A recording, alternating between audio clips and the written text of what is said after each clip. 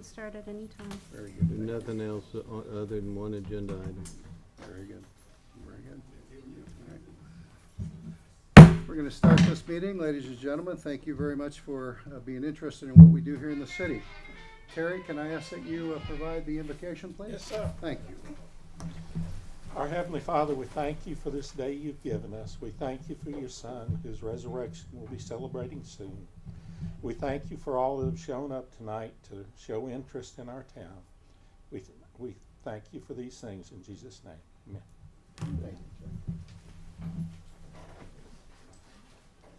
Thank you. Allegiance to the flag of the United States of America and to the republic for which it stands, one nation, under God, indivisible, with liberty and justice for all.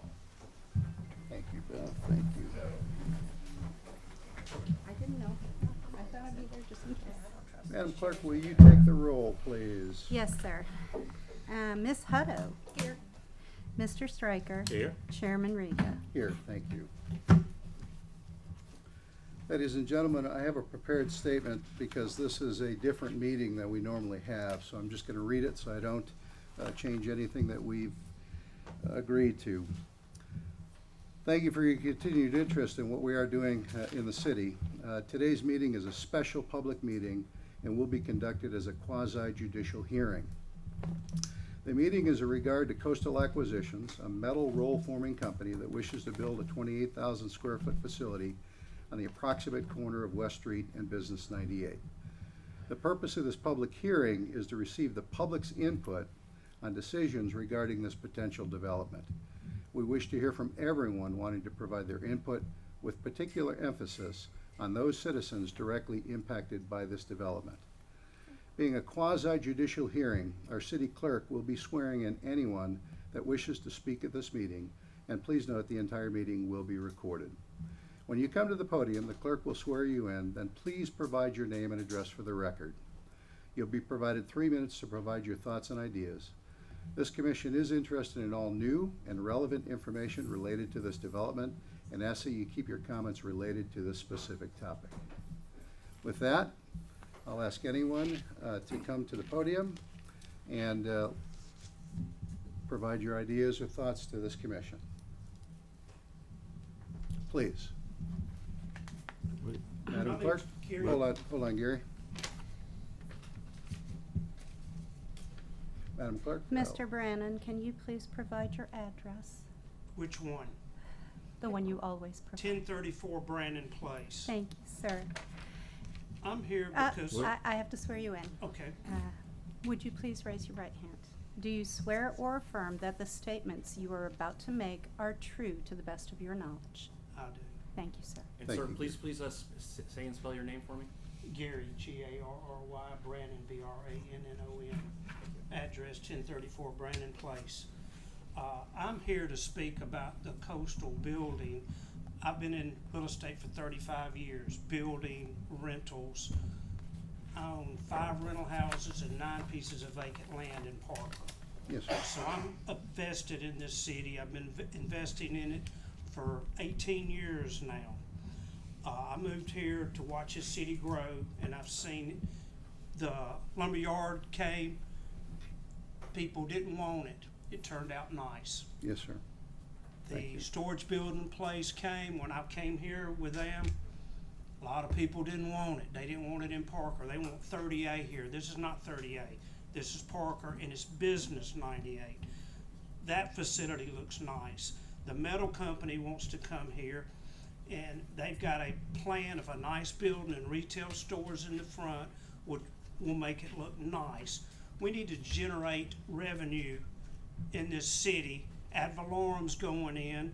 I'm going to be paying a large amount with all my properties. I'd like to see some nice businesses come in.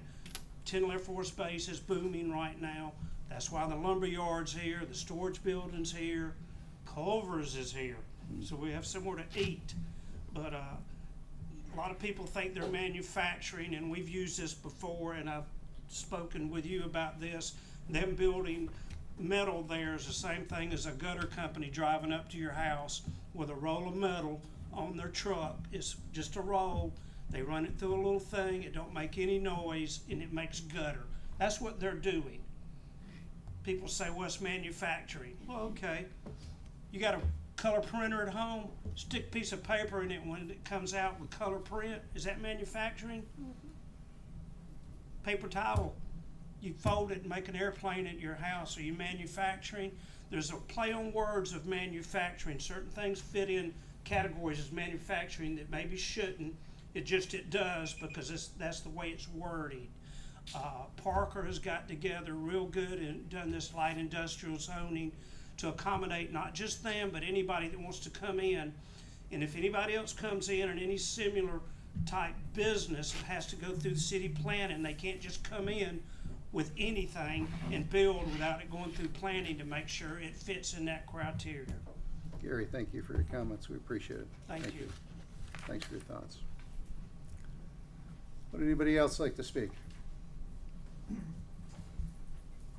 Hey, Joe, Can I use this chair? please. Okay.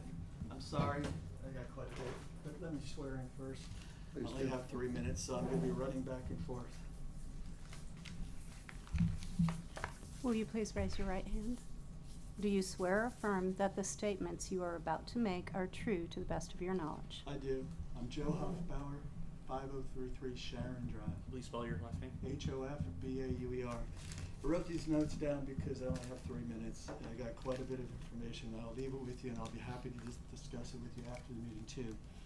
But I too, like Gary, moved to this place, Parker, because I really like it. I wasn't born here. I moved here because I like the people, I like the surroundings, and I like what it can become. All right, I figured that I would talk about the groundwater issues because I know it's really important that we understand what's going on out there. And I wasn't too convinced, based upon the permit that was supplied, that we really considered that for this application. So I've got a few things I'm gonna drop off of you right now. First drawing is from ACOM. ACOM is doing a groundwater remediation right now, all behind us. And it's being remediated because maintenance here in Parker in the past had contamination in the groundwater, which has now pretty much taken place all the way back by you. You've got 3 map plans there. One is the overall location. The second plan is where Nova did their soil borings along West 2nd Street. And the third one is from the ACOM plan also, which shows well locations and borings right now. When Nova did their assessment, they determined that depth to groundwater was greater than 15 feet. And at the time in 2023, it probably was. But if you look back at the ACON assessments, as far back as, because they've been doing groundwater remediation out here for a long time, as far as June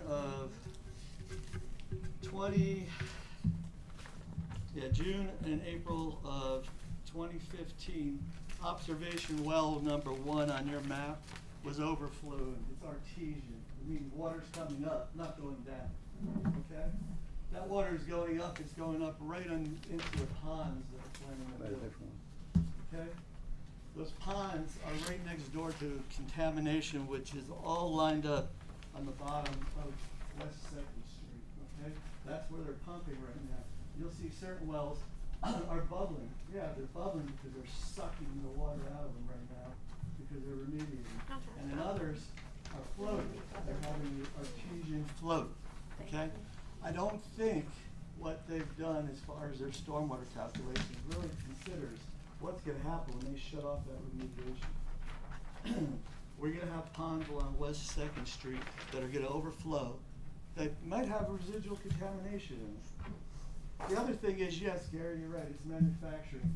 But by EPA, well, see, I knew I was going to run out of time. I boxed for this.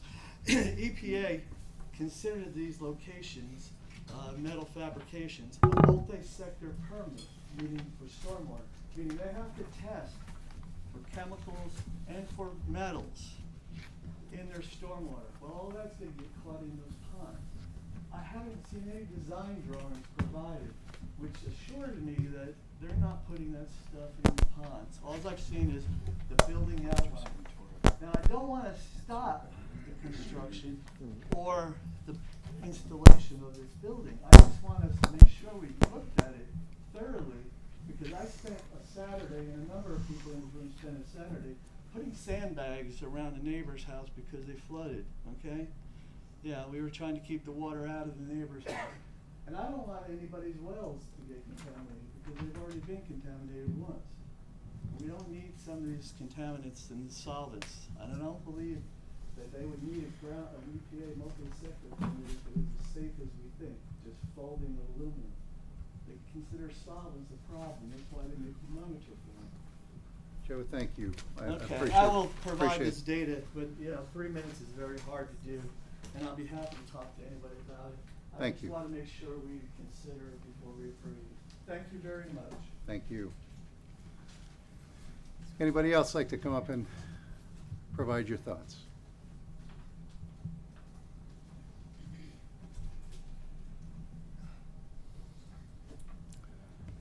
Jim Robichaux, R-O-B-I-C-H-E-A-U-X, 1321 Stratford. Jim, if you give us a second, the clerk actually has to swear you in before all of that. Are you ready? Yeah. Okay. Raise your Will right you hand, please please. raise your right hand? Do you swear or affirm that the statements you are about to make are true to the best of your knowledge? I do. Thank you, sir. I want to thank the commission for hearing us tonight. I agree with Joe that this is we have a lot to say, and so we have a group of folks that we've broken it up into 5 pieces so we can all stay within the 3 minutes. I'm sort of the intro guy here. What you're going to hear tonight is about allowable land use rules that are being ignored. You're going to hear about procedures that are not being followed. You're going to hear about essential documents that either do not exist or have not been shared with the public. The absence of this essential information that should be in these documents makes it impossible for the citizens to intelligently evaluate this development, and that is why we believe this hearing is premature. It should be adjourned and reconvened at a later time when this information becomes available. Our presenters are here to inform, not to debate. I ask that they not be interrupted while they're presenting. I ask your further indulgence that the timing starts after the swearing in and the reporter got his stuff, and that if we are interrupted, that the timing stops until the speaker can regain the floor. Thank you.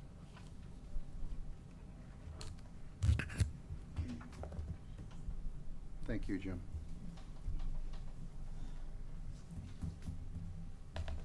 My name is Paul Palmer, 1135 West Street. Hold on, Paul, we're supposed to get you sworn in before all of that. Oh, before you do your name? Yes, sir.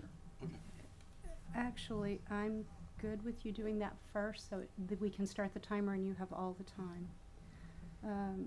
Thank you for raising your right hand. Do you swear or affirm that the statements you are about to make are true to the best of your knowledge? I do.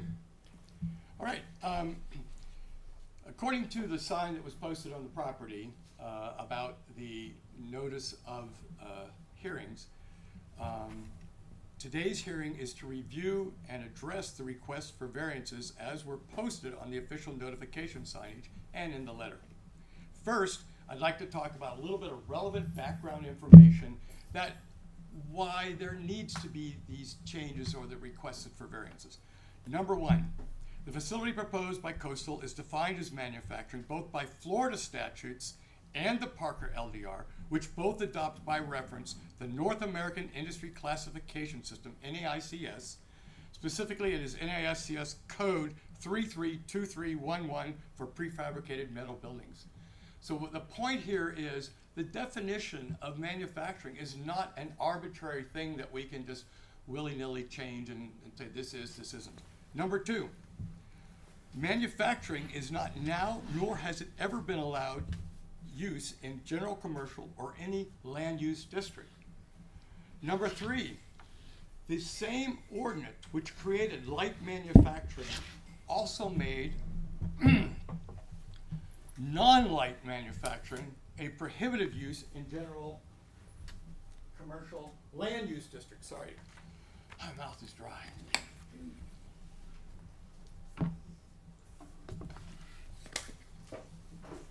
Okay. And no one likes listening to a dry mouth. Okay. So, repeating, the same ordinance which created light manufacturing also made non-light manufacturing a prohibited use in general commercial land use districts. Ordinance 2023-419, page 29. The proposed facility fails to qualify as light manufacturing because, one, the planned building area exceeds the maximum allowed for light manufacturing. Ingress and egress will be via East 2nd Street instead of the highway as required, section 4.5.4.3. And the parking space issue.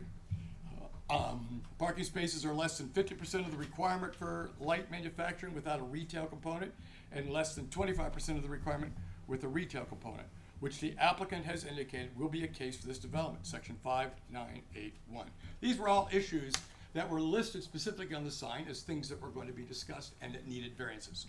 Now, the process for granting variances require the timely publishing of various documents required to make an informed evaluation. This is not about whether or not this is being approved or not, but it is about educating us as citizens with the necessary information we need to make an informed decision, as well as you need. We have had difficulty in making this informed evaluation of the requested variances due to missing critical documents as required by the LDR. Others will bring those to the fore in more detail, but we had to divide up the problem a little bit. Okay, changing the subject. This is for Sloan. Now I would like to formally establish standing on the effects of this proposed project and its variances on my house less than 1.15 mile downhill from the proposed construction. Item 1 refers somewhat to Joe's comments.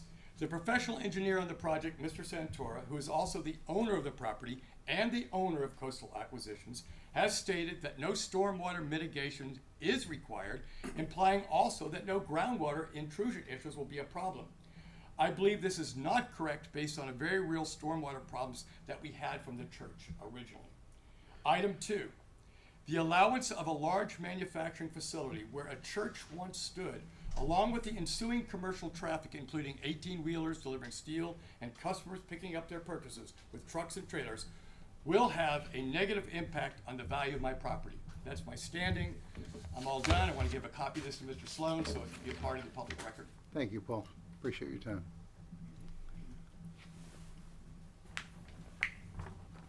Okay. Yes, who else?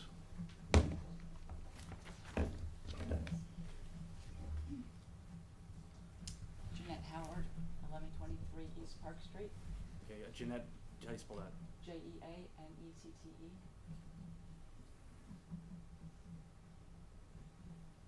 Raise your right hand. Do you swear or affirm that the statements you are about to make are true to the best of your knowledge? I do. Thank you. I live less than a half a mile from 909 West Park West Street. I walk by 909 West Street almost every day. Last Friday, I noticed a city variance sign at the property. I looked on the city's website. However, there wasn't a variance application from the landowner. I then reviewed the Florida law regarding variances and understand that a variance is permission for a landowner to go outside the limits of the code and build something which would be illegal under the LDR. My interpretation, landowner wants to build something illegal under the LDR.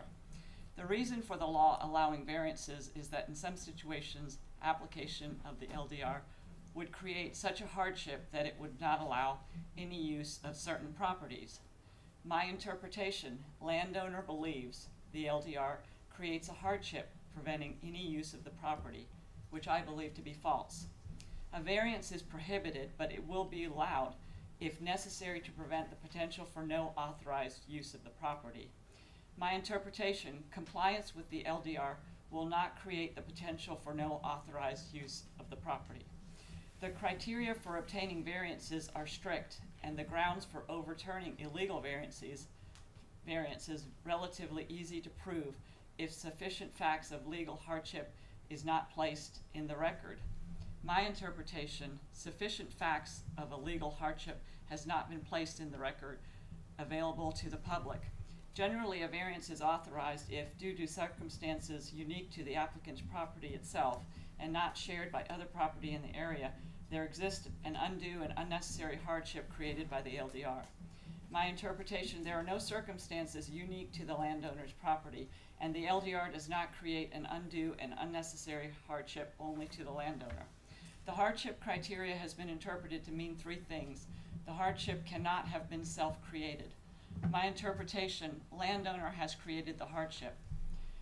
Number two, consistency with neighborhood and scheme of regulations. My interpretation, other landowners have not been granted variances similar to this, indicating a lack of consistency.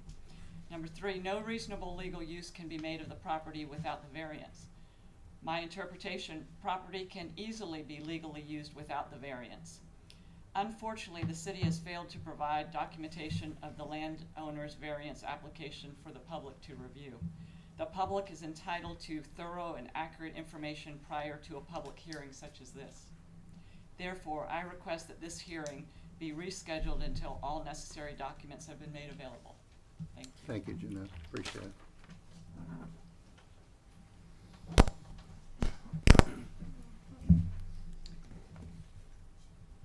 I'm Cynthia Rozo, 1440 Dover Road, 6213 East Highway 98. You want to swear me in? I will, ma'am. Okay. Please raise your right hand. Do you swear or affirm that the statements you are about to make are true to the best of your knowledge? Yes. Thank you. Did you know a quasi-judicial decision like today's consideration of coastal acquisitions development order can be overturned if the city of Parker does not follow fair procedures? Procedural due process is a legal doctrine in the United States that requires government officials to follow fair procedures. Procedural due process requires, at least for the government, to afford the person notice, an opportunity to be heard, and a decision made by a neutral decision maker.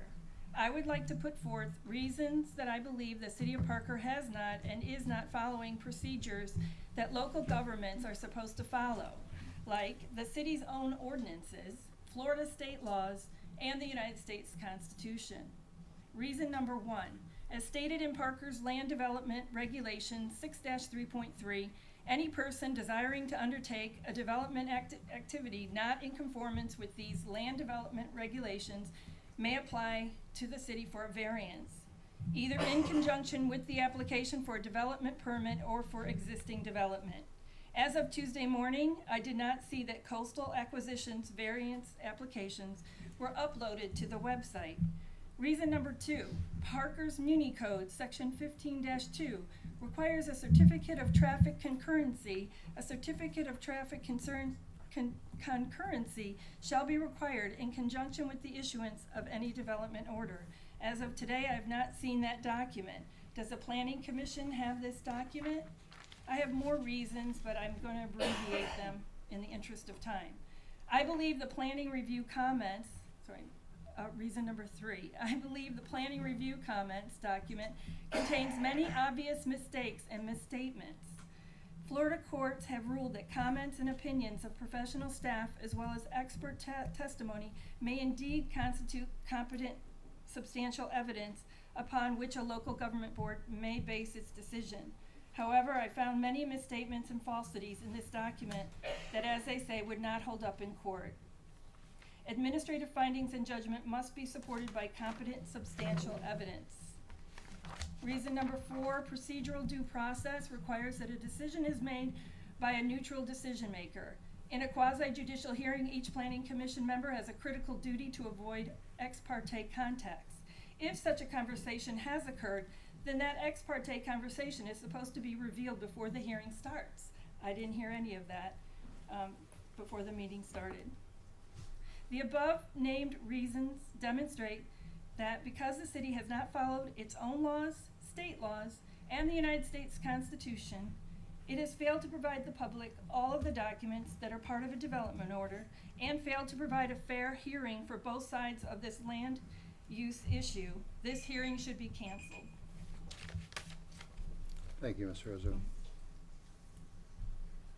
And Ms. Rose, that's ROSA, right? ROZZO.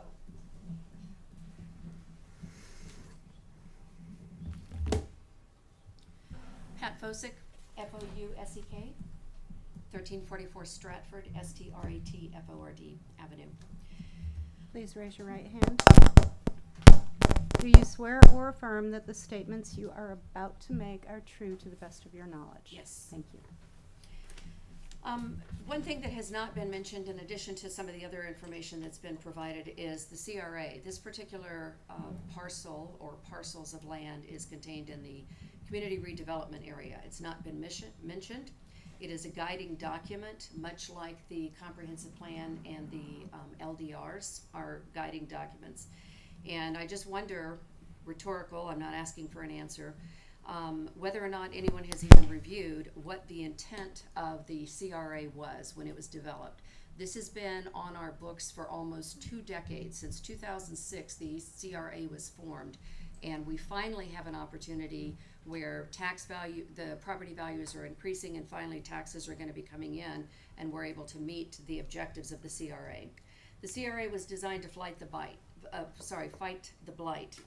It was designed to create a main street. It was designed to evaluate and enhance transportation and pedestrian safety. This is one of the requirements.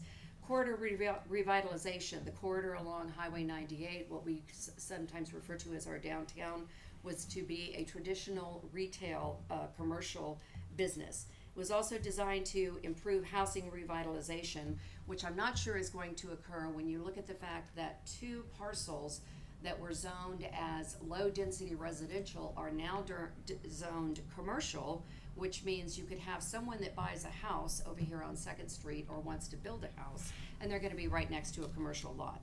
That's somewhat water under the bridge, but it shows that this thing has been a rolling stone.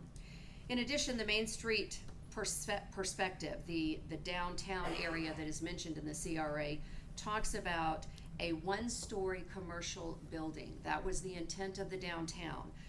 They did discuss 2- and 3-story mixed use for offices downstairs, residences upstairs. We're looking at a 24-foot tall building that is certainly larger than one-story building. It is a manufacturing plant. It has been laid out in. We're putting a manufacturing plant in a general commercial zone, which is not allowed. Manufacturing is only allowed in industrial areas, which there are no industrial areas within the city of Parker. And the light manufacturing ordinance that was recently passed, the project that's planned to be put in does not comply with that. That leads to the variance, and again, there's been no variance application that has been submitted, and no questions have been answered. There are 7 very simple questions that are asked, that the property owner is asked to respond to, either yes or no, and then provide supporting evidence to prove his position on those. Another aspect of the variance is ingress and egress on public roads versus on private roads. The way that this is designed, you're going to enter and or exit on West and then exit or enter on 2nd. Those are streets, East 2nd, those are streets that are maintained by the city. There's been no consideration for what this is going to cost the city in the future by virtue of the fact that we have trucks weighing as much as 80,000 pounds are going to be coming down the road. It appears there was no review, there was no citizen input, there's missing docs, the LDRs, the comp plan, and the CRA are not being complied with in considering this development, and the citizens have not had an opportunity to properly review the docs, specifically, again, the variance request. Thank you very Pat. much. Thank you. No. I'll explain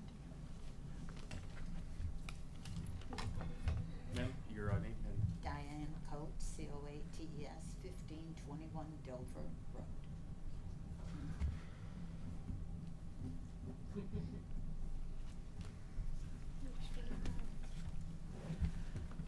Do you swear or affirm that the statements you are about to make are true to the best of your knowledge? Yes. Thank you. I may not be as comfortable speaking as some of the other people, and I may not have the skills to do all the research, but this I do know. This project seems to have been pushed through since the very beginning. I don't know the property owner, and he may be a very nice man. But that does not mean he does not have to follow the rules. My concerns are based on what was said at various meetings. At the very first meeting, he said, I was told I'd be able to do what I wanted to. Who told him that? He also said he knew the entire property was not zoned commercial and that he bought it anyway. He also said he was a developer and familiar with the process, so why does he now expect the Planning Commission to recommend his project go to the City Council with its blessings? During the April 13th meeting, he was told that manufacturing is not allowed in any area within the Parker city limits. Regardless, he asked the Planning Commission and the City Council to approve changing the parcels from mixed use 1 and low density residential to general commercial. The Planning Commission voted and told the city it did not support changing the land use categories. But even though the City Council appointed the Planning Commissioners, the members, and should rely upon their recommendations, the City Council voted 3-2. Approve the land use change. Why?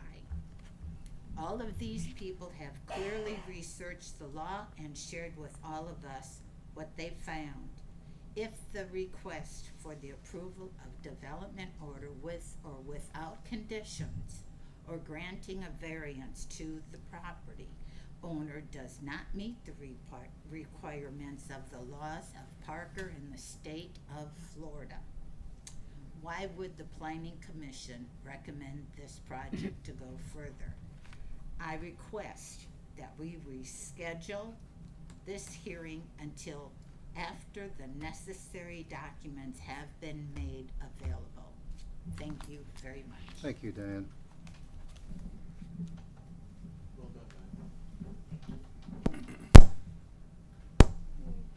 Anybody else?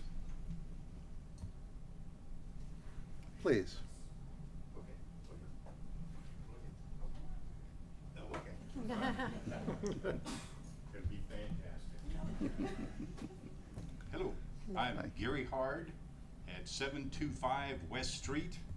H-A-R-D? Correct. Hardwood floors. Please raise your right hand. Do you swear or affirm that the statements you are about to make are true to the best of your knowledge? I do. Thank you. Again, I spoke, I think last week or a couple of weeks ago. I am stunned by the fact that this has dragged out for a year or a better part of a year, and yet I'm hearing, well, we need to postpone this till we get all of the documents and whatever. It reminds me of in a football game, if you go back and analyze every play of a football game, you can find a foul somewhere in that football game, and gosh, it's been nullified, all right? Be reasonable here, folks, and I guess my name's Gary, his name's Gary. Give me some tax base to work with. I got to look at it from that standpoint. I think Parker's a great place. I just moved here. I hope to enhance it with my charming personality and brilliance and stuff. But come on, folks, it seems crazy to me. But anyway, I'm just sharing my thoughts. Thank you very much. Gary, thank you.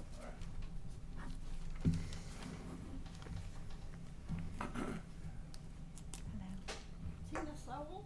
Tina? S-O-W-E-L-L, Sowell. Okay, thank you. And I live at 1122 Lofton Street, right around the corner.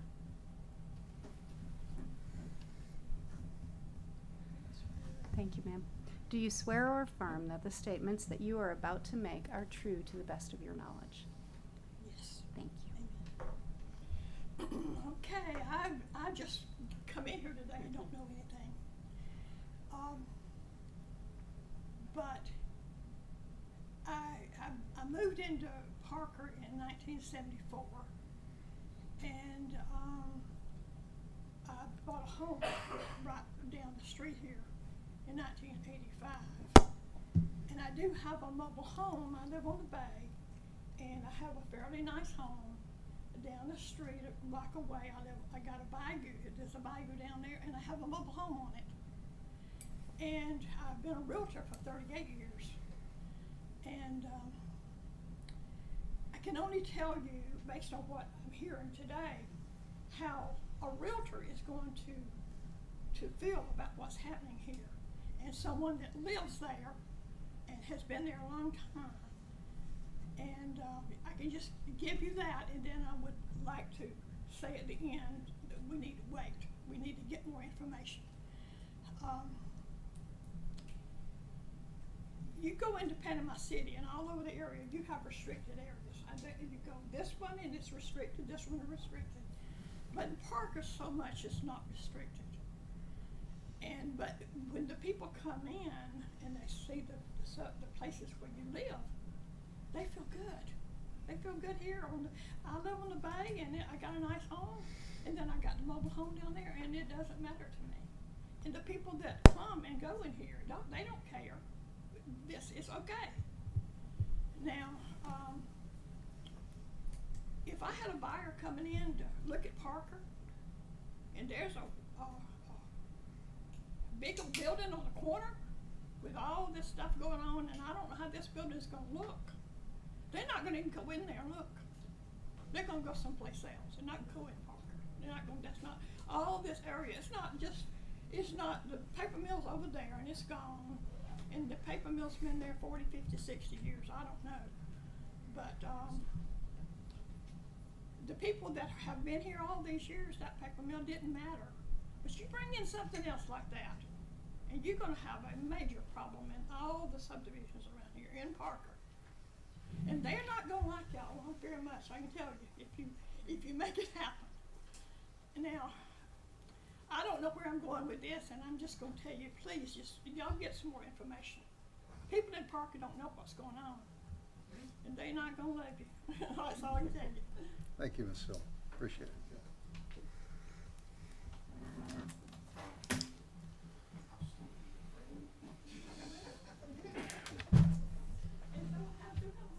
Bob Moore, 1047 Pratt Avenue. Bob Moore, you said? Yep. Please raise your right hand. Do you swear or affirm that the statements you are about to make are true to the best of your knowledge? Yes, ma'am. Thank you, sir. I've listened to all this. I've heard all the hollering about manufacturing. I don't know how many people's worked in a manufacturing plant. He's not manufacturing anything. He's bringing in a finished product, already colored and everything. All he does is roll it out and form it and cut it through a machine. There's no manufacturing process done in it. And what he's described with the vehicles that be coming and everything else will be a very low impact to the area. And I don't understand why everybody's so up in arms against the man. Somebody's wanting to do something and bring a tax base. And I just don't understand the problem with it. The building, does anybody talking about 24 foot high? Anybody remember how high the church was? How tall it was? It's 2 stories. It reached to over 24 foot.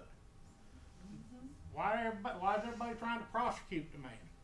I don't understand it. Thank you. Thank you, Bob.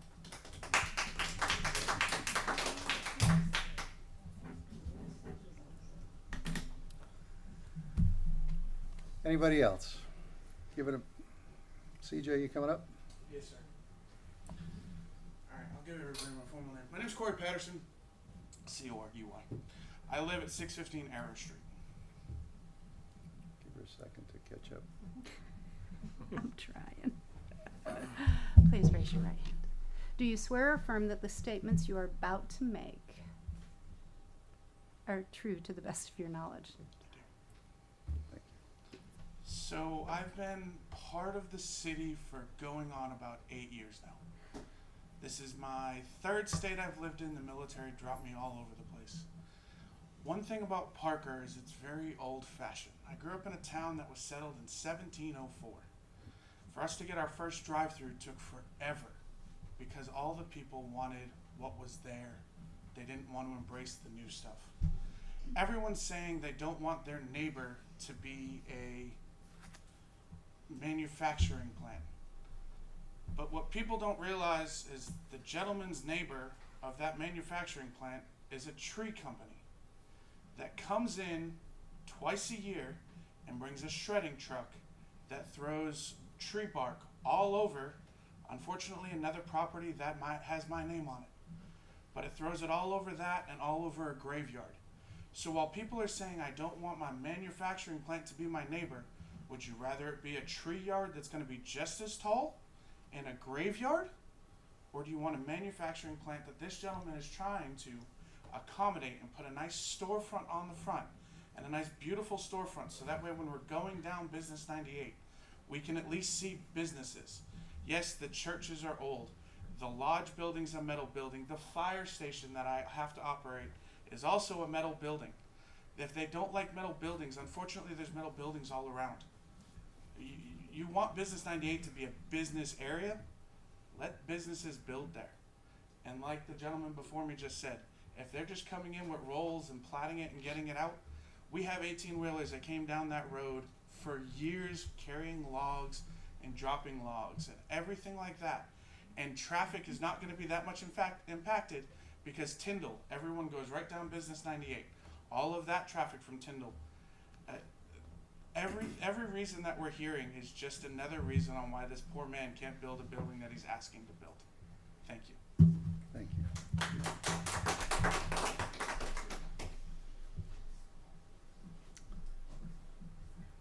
Yes, sir. My name is Ray Waters. Is that with 2 T's or 1 T? One. I live at 1050 Pitts Avenue. Can you raise your right hand, sir? Do you swear or affirm that the statements you are about to make are true to the best of your knowledge? Yes, I do. Thank you. I'm everything that the last gentleman doesn't like. I've lived in Parker. I grew up here. All my life it's been a residential community. I would like to see it stay that way. My property is affected. I am diagonally across the street from the property that we're talking about. So it's not just the cemetery and the wood yard that he's across the street from. He's directly across the street from me. The traffic that I'm concerned about is truck traffic coming onto West Street, which is City of Parker maintained, not the state. It's not a U.S. highway, so that's up to the City of Parker. Frankly, it's in pretty bad shape now, and with very much truck traffic, it'll be worse.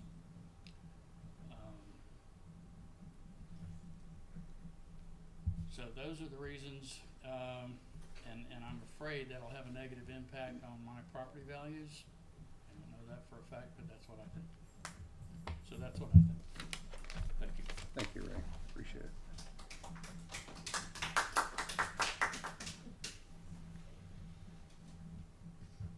Any other comments?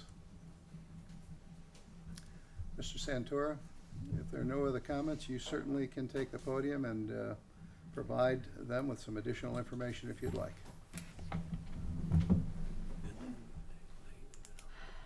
And I won't ask you to raise your right hand. I see that you can't. Sorry. Sir, could you please spell your name for me? Philip Santora, North Star Engineering Services. Thank you. Spell your name. Santora. And first name was what? Philip. With 1 L or 2? 2 L's, please. Do you swear or affirm that the statements you are about to make are true to the best of your knowledge? Yes, ma'am. Thank you.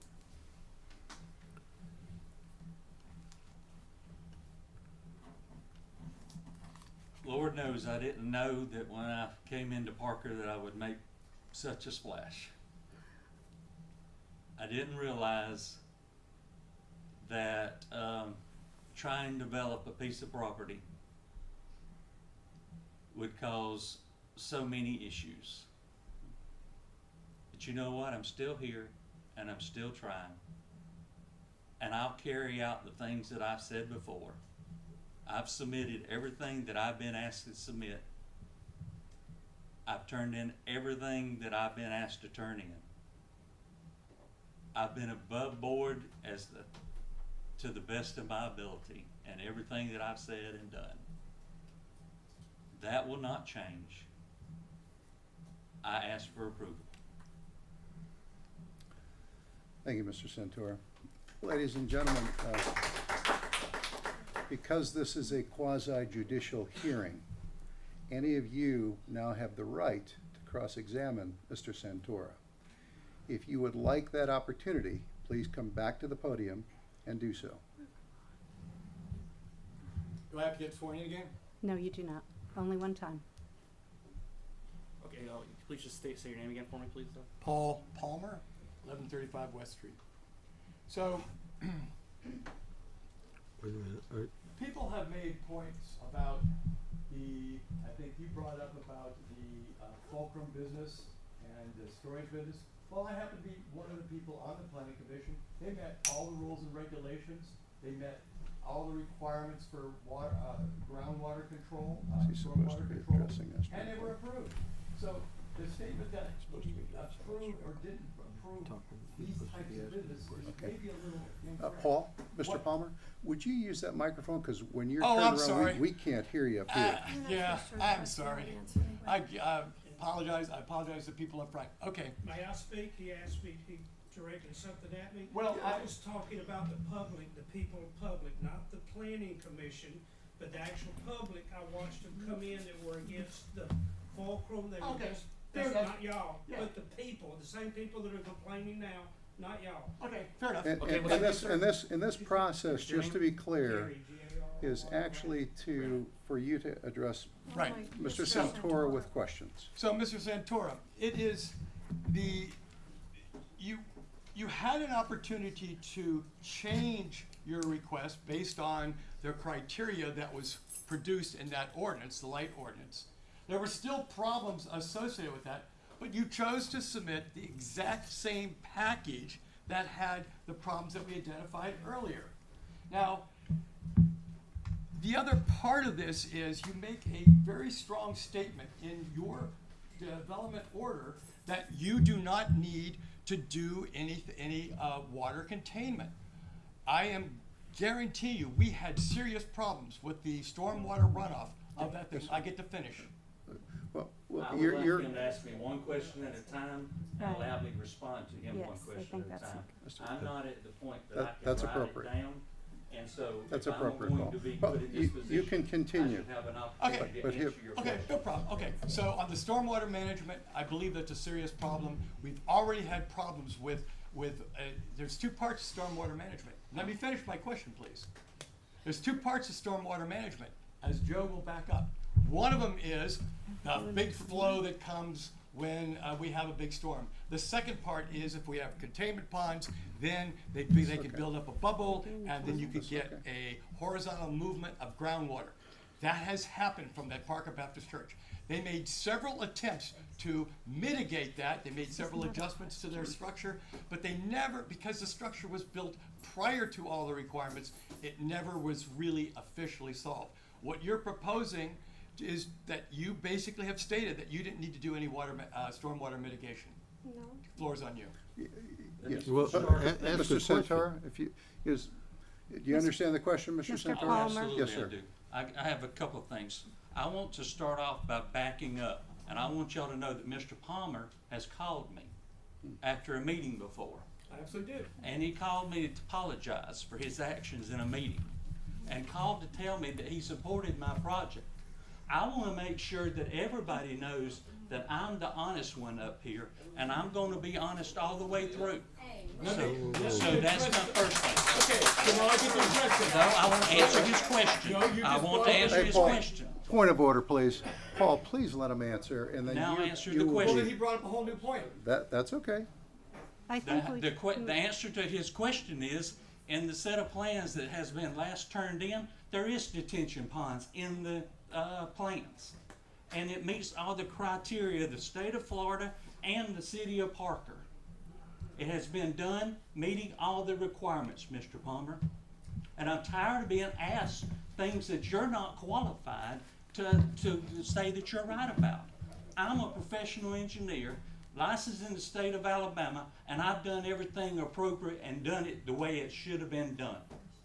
Okay, now I'm gonna address two issues. One, on the detention ponds. let's- Paul, it's not for you to testify to this group. This is only about cross-examining Okay, Mr. on the Santora. detention ponds. when we were doing the Fulcrum project, which is in the same elevation, has the same ground problems that, and the same subsoil structures, they had to put in a wet pond with appropriate runoff. When you have the wet pond, you've got 2 layers of, what do you call it, Joe? I can't remember the name because I'm old. But anyway, so you just put in retention ponds without having a wet pond. That is a problem.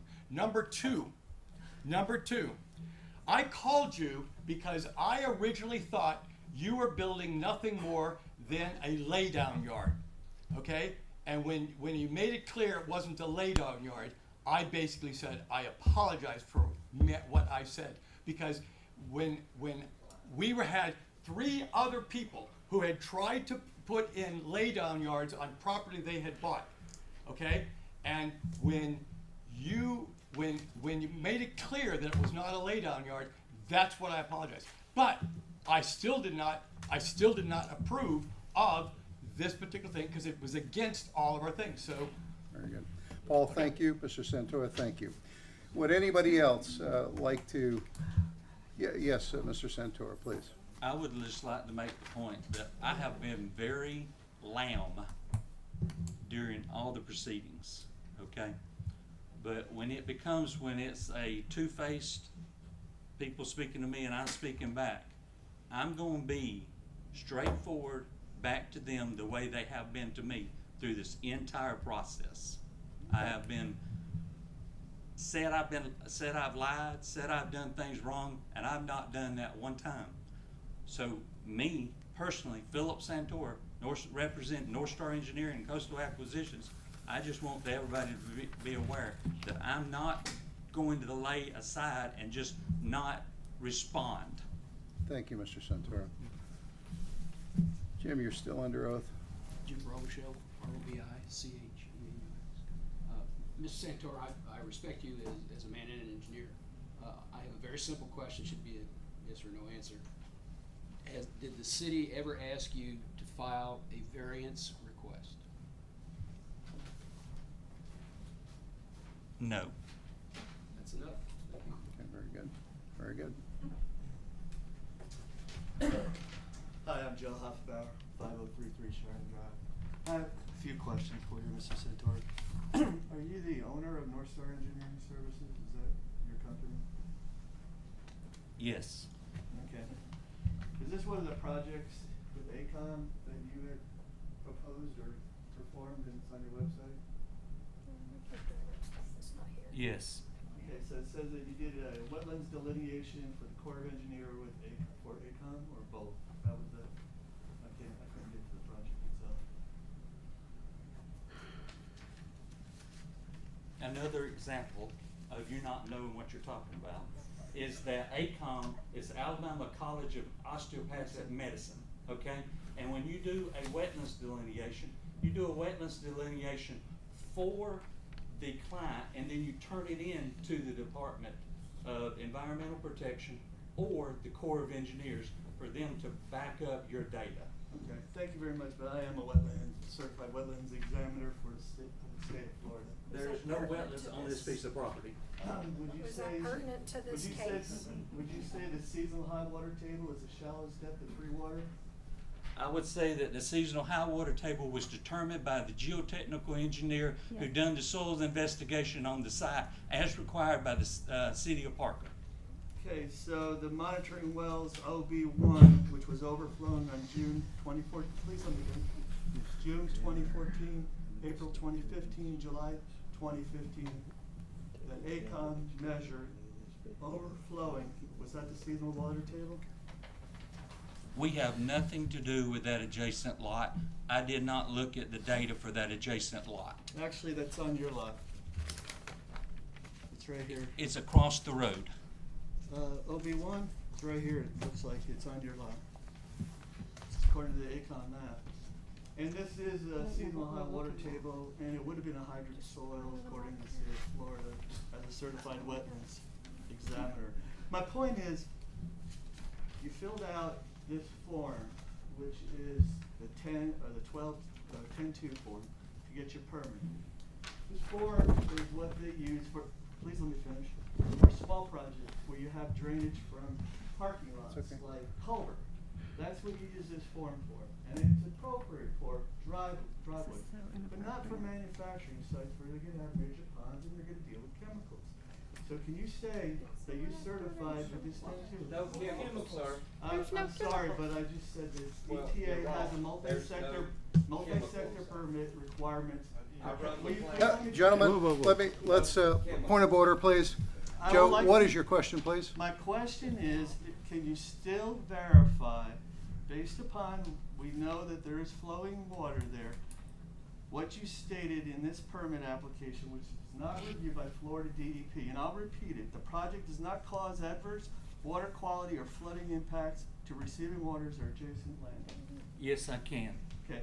Will not cause adverse impact to existing surface water storage or conveyance capabilities. Yes, I can.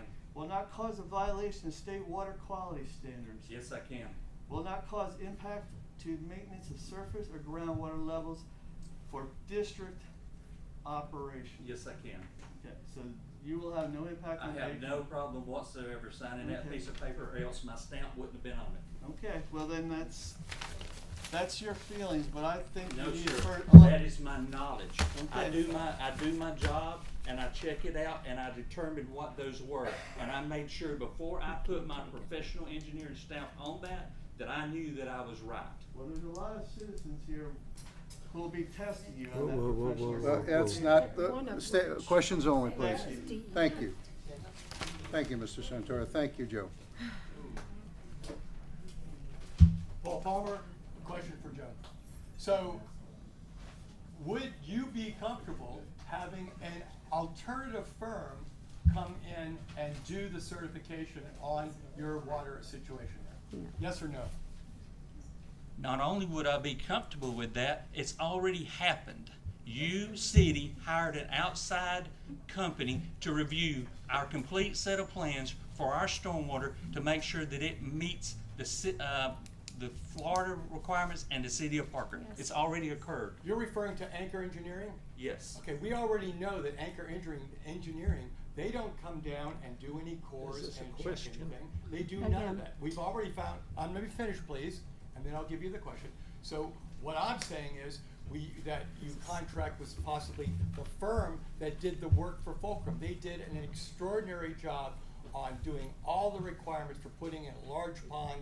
It is a wet pond, and it has not caused, and let me finish, please.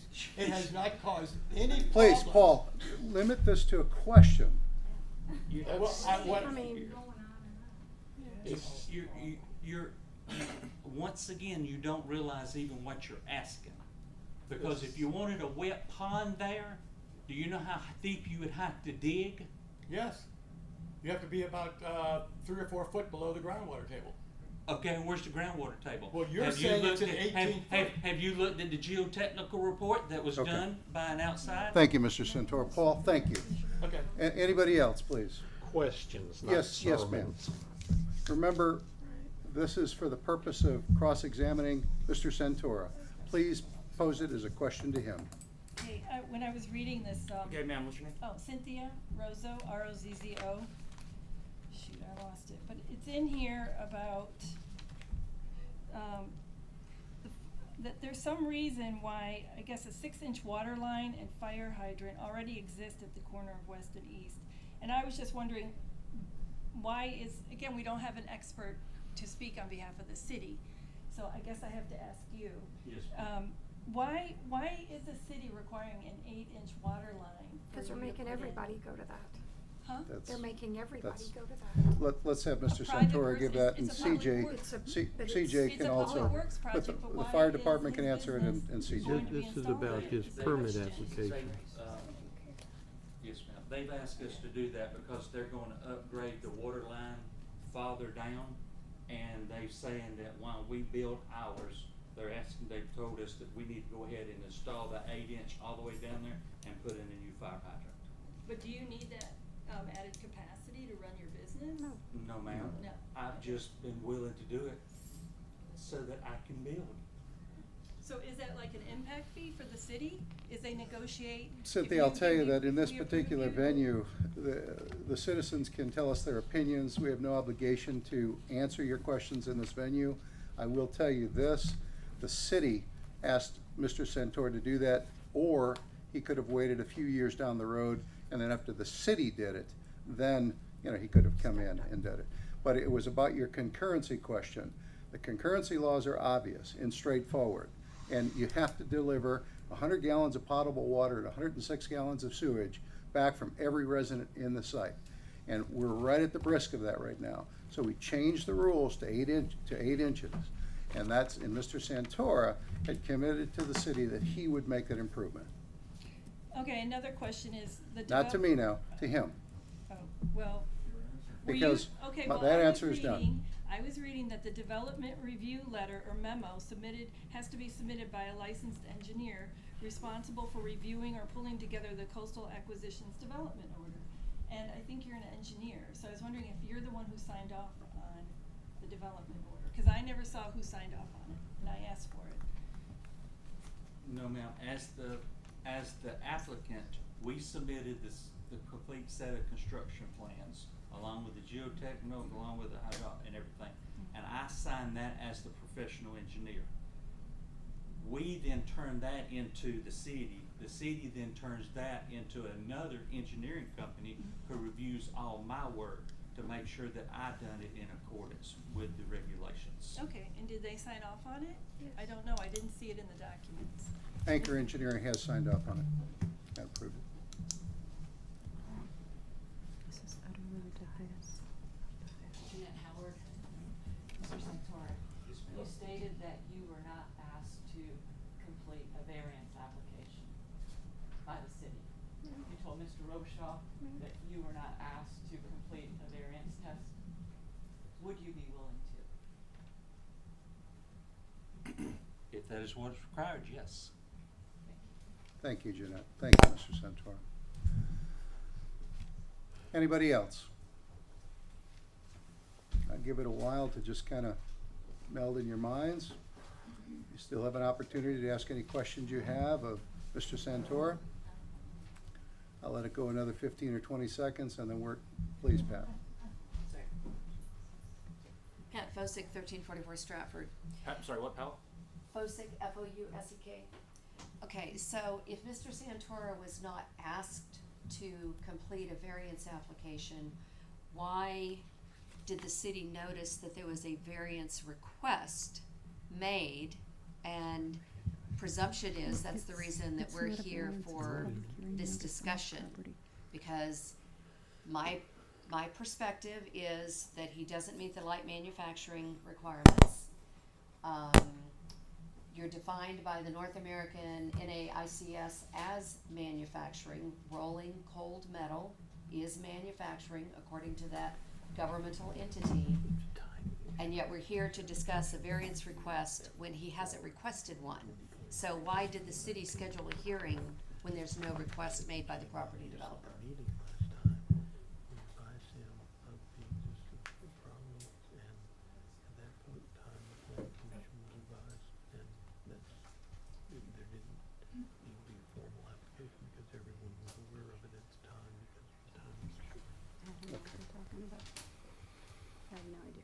It's a timing issue.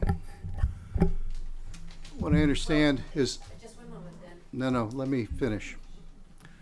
It's a timing issue related to when the application originally came in. And it appears as though at this point, because of the concept of light manufacturing changing, that the element related to the variance has been satisfied.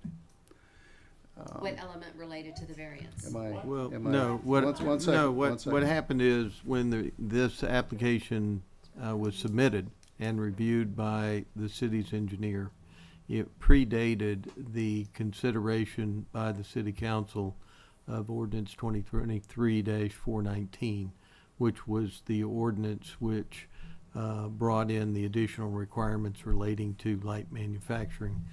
And so the application was reviewed.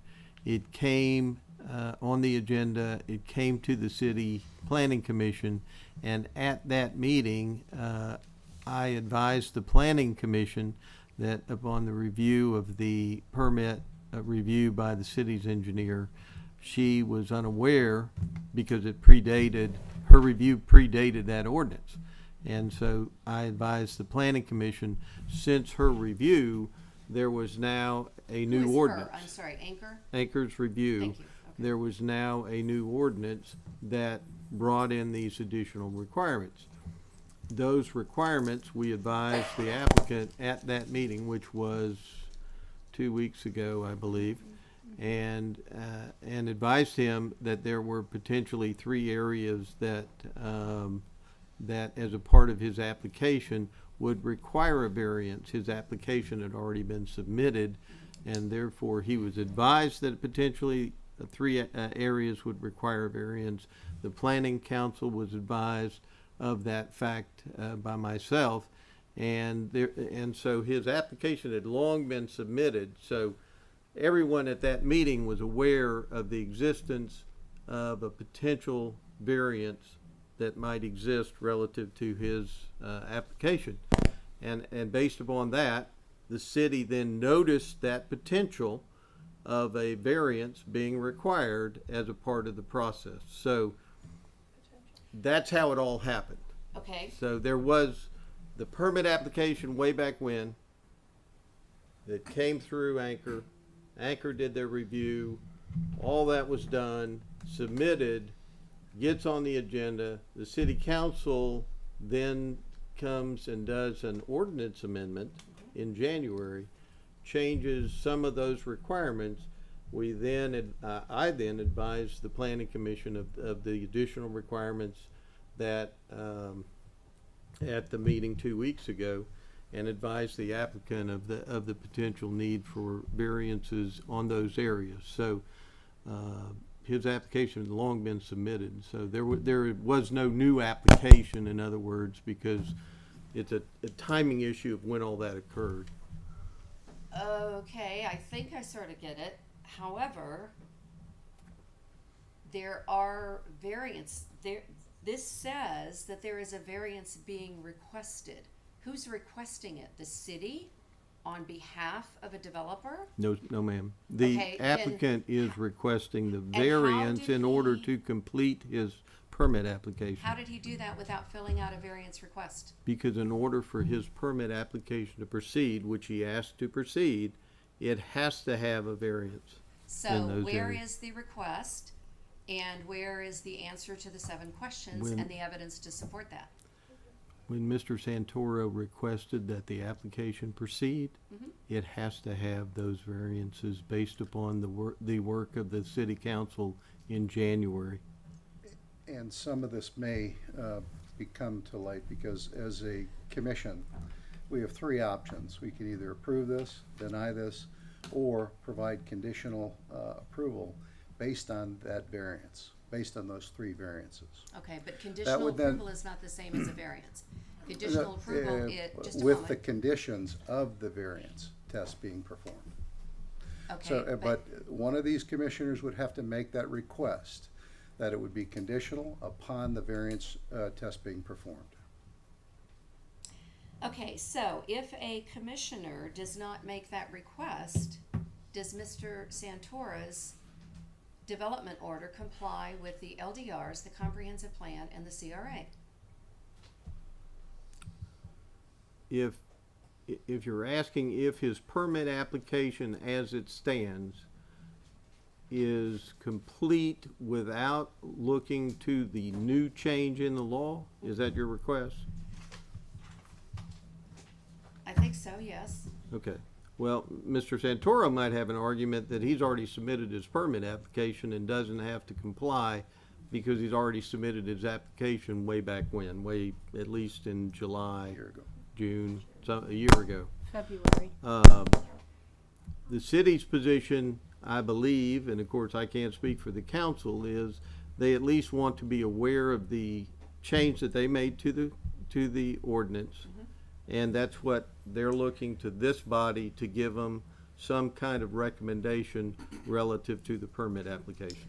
Okay, so the city. But this is not a debate. No, Right. I Yeah. understand, but I think in all fairness, a couple of things. Either, once again, we're going to ask that the meeting be rescheduled, or I'm going to ask for additional clarification, because now you're saying the city council voted in this ordinance with these limitations, but now it sort of sounds like we really don't have to consider that ordinance because his application had been submitted before that.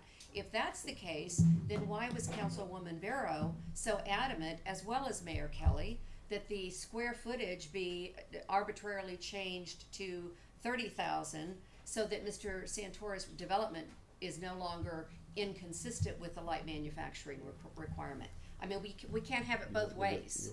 I think you'd probably have to ask one of those two people, because there are many authority and powers acts that are both in the comprehensive plan, that are in the LDRs, that are in the state constitution, that allow them to divert from even that. So you'd have to ask them. I don't know what was going through their mind. But how can the planning commission approve it if it's inconsistent? And why are we having a variance request meeting when the developer has not requested a variance? Yeah. Because we think maybe there should be one, because it's been pointed out that there are inconsistencies with the statute, the ordinance that the planning commission, some of you were there, some of you are not, passed unanimously, and the city council It's passed like I said, unanimously. Just a moment. This And now particular all of a group sudden, has the option. He's the chair. He gets to run the meeting. You don't tell him. This particular option is to give these commissioners an option to approve with conditions, and those conditions may very well be that variance test is performed. That is one of their options. At this point, it's a quasi judicial meeting, Jim. If you have questions for Mr. Santora, yes, but not to question us. He's been talking the whole time. It's at our discretion, sir. Yeah. Tell us about it. Yeah, you tell me. I just would like to say that if you look at what we're asking, Chairman Paul Palmer, it is simply, we came under here with the impression that it was a hearing about the discussion of these variances. We did our due diligence searching for just such documents, and I believe that in a way we were misled as to the purpose of the meeting, and I suggest that you guys postpone this decision to have a chance to review the legal issues that we brought up along with the variance. Just postpone it for a week. Is this a question for Mr. Santora, Paul? No. Would you live with a postponement for a week to have this issue ironed out so people aren't, if you meet all the requirements and the variances are all approved, then you don't have a problem. That needs to come to council. I will never satisfy these people. No.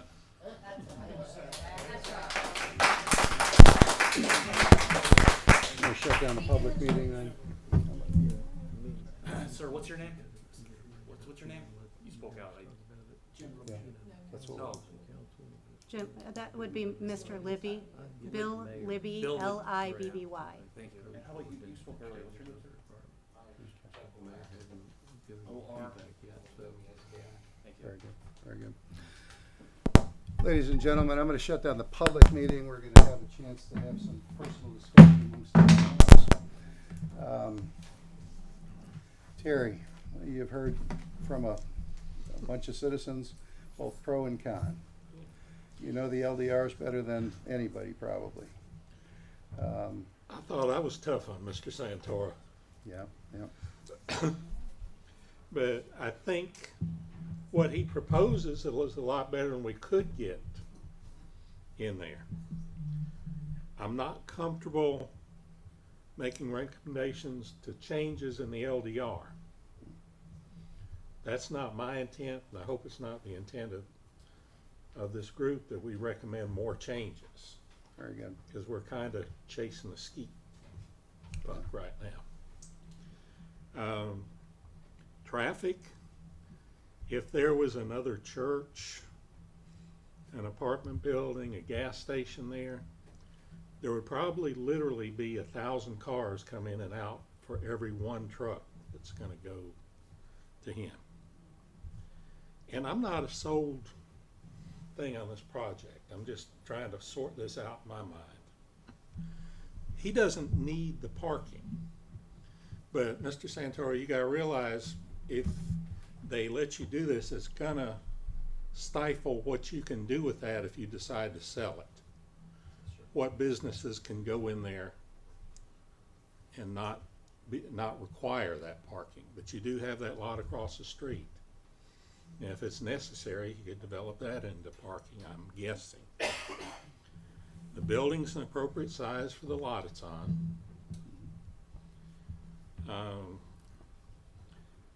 One of my sticking points is the light industry versus heavy industry. Is that Florida statute that says his is heavy industry?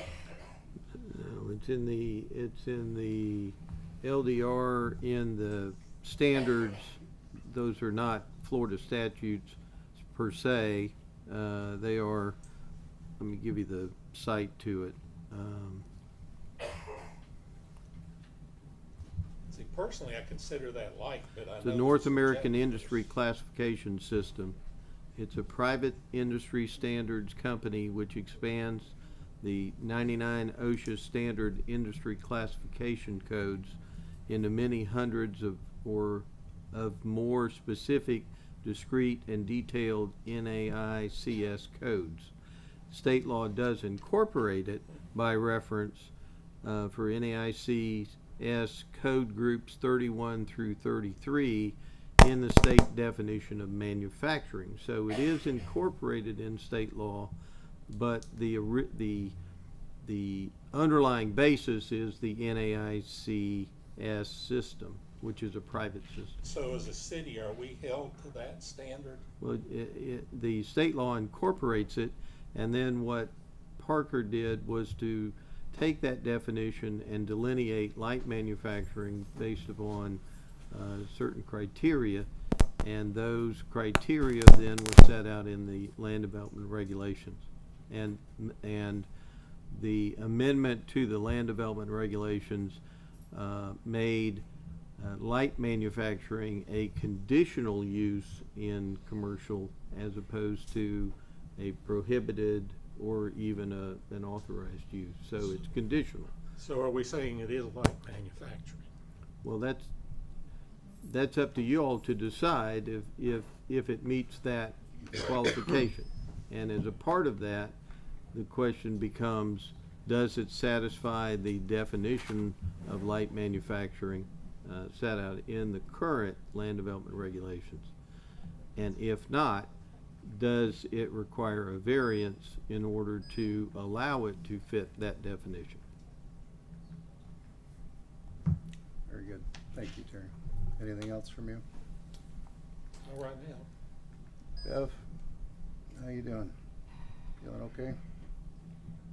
I'm gonna be honest and tell you, I've never seen the likes of such a horse and pony show. This is absolutely, I'll say ridiculous. I do get where a lot of this comes from, but I also know when we put the storage, let them put the storage units up there, everybody was like, well, can it be a butterfly garden? Nobody bought it to be a butterfly garden, you know. Well, can it be a lovely little shopping center with apartments above it? Again, nobody bought it to be that, you know. What would your preference be? I live not very far from here either. I'll be honest and tell you, I don't want it to be a car wash. I mean, there's all the runoff that comes with that. People have said, well, couldn't it be a store like a Bell's or, you know, something of that nature? Do you know how many people come and go from that on a daily basis? And they bring trucks in with all their stuff. You know, a restaurant. Well, I don't know if any of y'all have ever worked in the restaurant business, but if the restaurant's open till 10, the people that work in the restaurant are there until midnight, and they're out by the dumpster smoking weed. You're right down the way from it. I'm just being absolutely honest with you, all right? So there's all of those things that come depending on what we could even put there. And if you look at our LDR, we did try to be very, so that someone didn't come in next to a $1 million house and put a car wash, okay? But, I mean, we also have to stop and think, you know, I don't wanna say, what would you rather have, but, you know, you gotta weigh your options here. So then I'm gonna tell you, if you haven't studied how our CRA money works, it's very interesting, and I can give you a very basic of it, but as long as that property sat there as a church, I have nothing against a church. If you like a church, okay, spectacular. Churches don't pay taxes, and they don't have enough bathrooms to give us flushing toilets, as the mayor says. So, where do you make your money with that? You really don't. So when the church had to go and they sold the property, and then someone else comes in, if they put $1.5 million piece of a building, you know, with lovely landscaping and maybe the little shops up front, all of that now has improved that property past where that CRA froze that amount. So if it froze that amount at 200,000, and that property, let's say in a year and a half, 2 years, is valued at 200 or 2 million, we make money back off of everything above what that was frozen at. So when you look at, if you look at our budget for this year and you look and go, wow, we made quite a bit of CRA money, didn't we? We've had a lot of improvement. We've had a lot of improvement of property. And that is something else that we need. It will help us as residents that live in this city not have to pay quite as much maybe on our little tax thing, the ad valorem. Because when you take it, and if you have 10 people that have to pay $100, over 100 people that have to pay $100, dilution is the solution. And I've said that to y'all before. Vehicle traffic, Tyndall Air Force Base has not even fully gotten kicked up. So you want to talk vehicle traffic? That's going to be its own problem with Business 98. From what I understand, and Mr. Santoro, correct me if I'm wrong, they won't pick up whatever they're purchasing outside of your building, correct? Chuck, what's the percentage of delivery? I'd say 80%, 85%. Y'all take out? Is delivered. Okay. From our delivery And then if I program. pulled through there with my truck, I would pull into the building, pick it up, and pull back out. Yes, ma'am. Kaboom. Okay, Everything thank will you. be loaded Not inside your building inside. though, All contained. business will be conducted inside. Thank you. How much dust and debris does cutting a piece of metal? There is none. Yeah. Yeah, Okay. it's What not- about, it's I not mean, a- it's- maybe some metal slivers that go in the dumpster or something? There's a dumpster for the metal, and it then gets picked up and Okay. sent back, and they break it back down. Okay, Yes. okay. Very good. I'm gonna ask one of you for a motion. Let's review what we have the options to do. Either approve, deny, or approve with conditions. Conditions could be a variety of things that you saw as a deficit. They could be that we run them through the variance test. As you know, as the chairman, I can't make one of those motions. It's up to one of you. Well, I will tell you that I feel like when we did the LDR, most of that stuff was done with a pretty, you know, we want this, that number, that kind of thing. But I also feel like we have to use a little common sense, which is not so common anymore. And we have to be able to give a little bit. So in that, the difference between 25,000 and 28,000 square feet, or whatever the square footage is, I mean, it could be an overhang. It could, I mean, you know, it's for a large building like that, it's really kind of minimal, you know. And I'll make the motion to recommend to the city council that they review the thing and allow them to, you know, at least To go through the push through variance with this. test? Yes. On Well, the- no, on the without the three variance areas? hearing. About I think four. I think we've raked this over the coals. The motion on the floor is to approve Mr. Santora's coastal acquisition without any conditions, Without. without conditions. Do I have a second?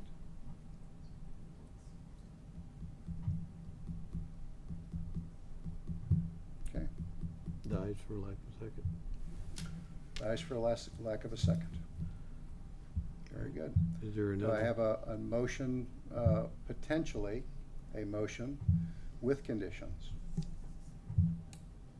I would make that motion with the condition of the variance test, plus the strict interpretation of the light manufacturing versus heavy manufacturing. I don't want to see us get caught in that battle and have it come back in 2 years. So Terry, the variance test being the ingress, egress, size of the building, Size of the building, the parking, And the parking. and the parking. and I guess that would be part of the light versus heavy manufacturing, correct? So that would be conditional approval. That would be conditional To fit the approval. variance test, switch it, and then sending it along to council for the review based on that. Yeah. Okay. And they do the variance test, correct? Yes. Not us? Yes, they would do the variance test. Yeah.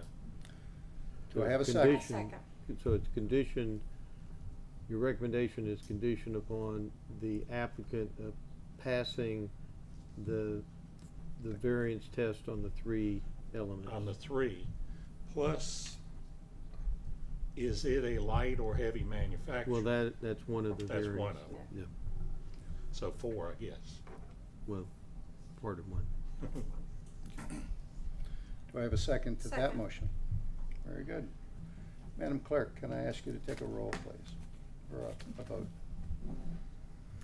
Ms. Hutto? Yes. Mr. Striker? Yes. Chairman Riga? Yes. Thank you, everybody, this was an emotional day for many of you. And we appreciate everybody's opinions. Meeting's adjourned. Good going, Terry.